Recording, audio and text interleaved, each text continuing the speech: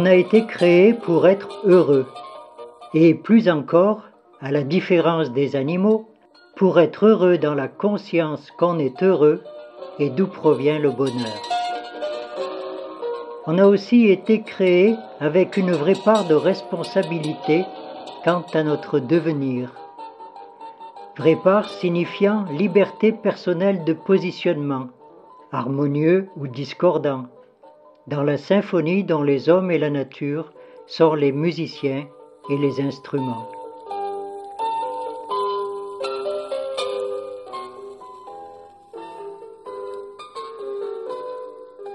La baguette est tenue par un chef d'orchestre qui n'est pas Dieu.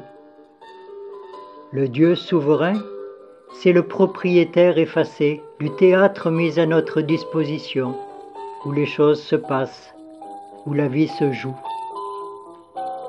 Cette distribution des rôles est pour nous quelque peu déconcertante. C'est pourquoi, plus que des concerts, on subit et on produit des couacs, des mauvaises chutes et autres harmonies déconcertantes.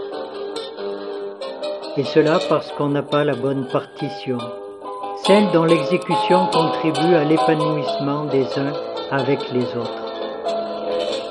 On ne l'a pas parce qu'on ne l'a pas reçue.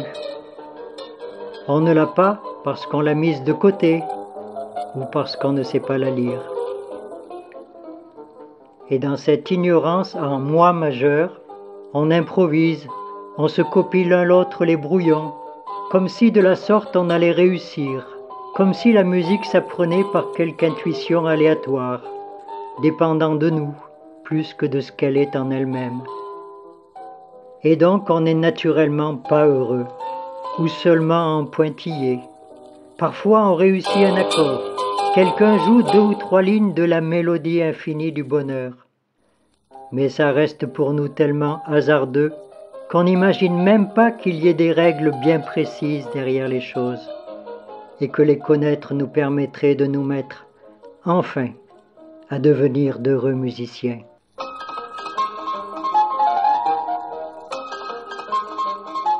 Car s'il y a pour tous une partition de base, la symphonie est aussi ouverte à bien plus qu'une simple exécution. Chacun pourrait y aller de ses lectures et arrangements personnels, de ses improvisations en solo ou en bande joyeuse. Mais pas avant d'avoir appris les bases communes, les lois qui font que les relations des hommes peuvent être le prolongement et la source d'un bien-être durable et d'activités éternelles.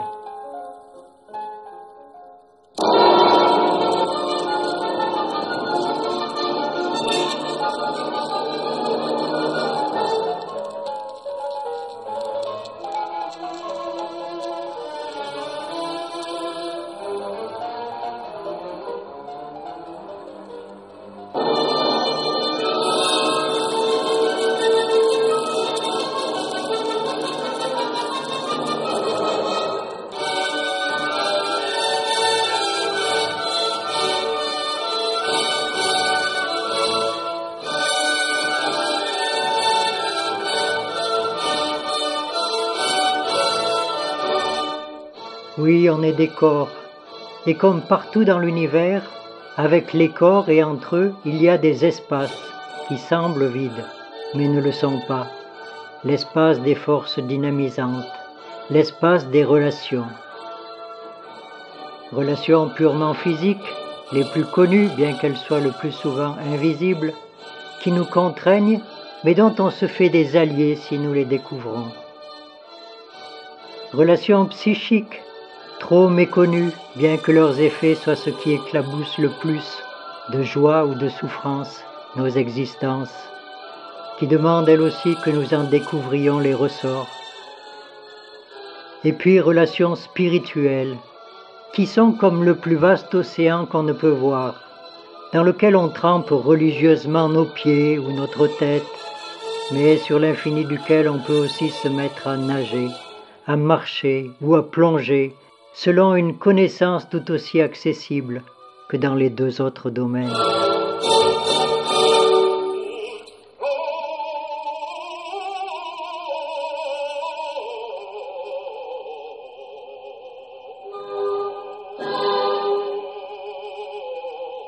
Les merveilles ne sont guère immédiates à découvrir, bien qu'elles soient souvent si près de nous.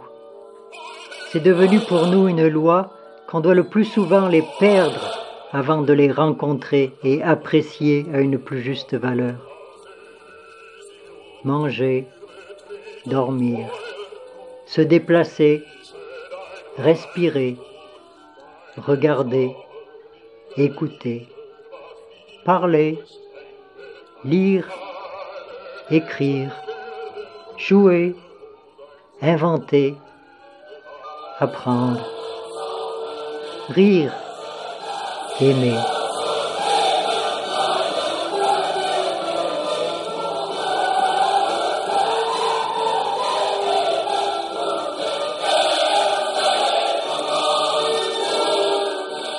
Harmonie déconcertante, amour qui ne tient pas au cœur, paix qui ne tient pas au ventre, bonheur dont les normes nous échappent, liberté qu'on perd d'autant plus qu'on en prend, circonstances contraires, mais contraires à quoi? Solidarité qui relève le faible, jusqu'à ce que son mauvais fond fortifié se tourne contre nous. Connaissance croissante, mais qui nous englue, comme le pétrole sur des plages, et bientôt dans nos rues.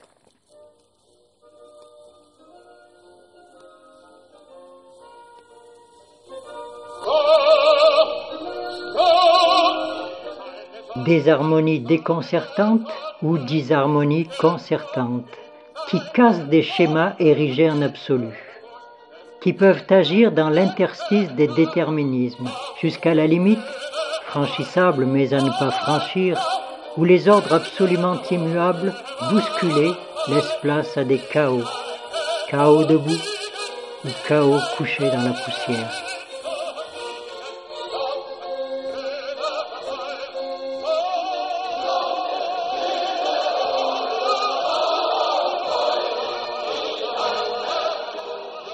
Où est la place du hasard dans l'organisation du monde?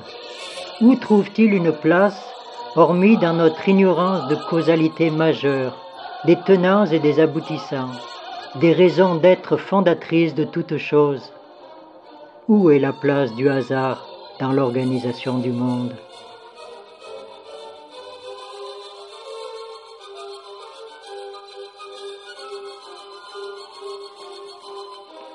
En musique, les soupirs, les pauses, les silences ont leur place. Ils sont partie nécessaire du rythme. Pour nous, ce sont des disponibilités à prendre, sinon à subir. Quand on veut apprendre les règles du concert du monde, pour comprendre les sentiments dramatiques et les sentiments joyeux qu'expriment les partitions, quand on veut que ce soit notre cœur qui batte la mesure, il ne reste plus qu'à vouloir trouver le meilleur enseignant, le plus grand maître, pour que déjà, comme un jour du côté d'Emmaüs, il se mette à éclairer par ses paroles la marche de notre chemin.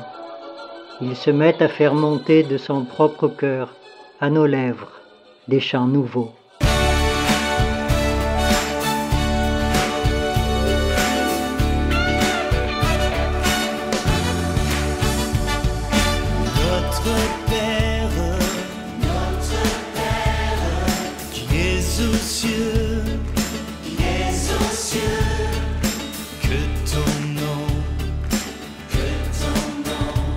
Sois sanctifié,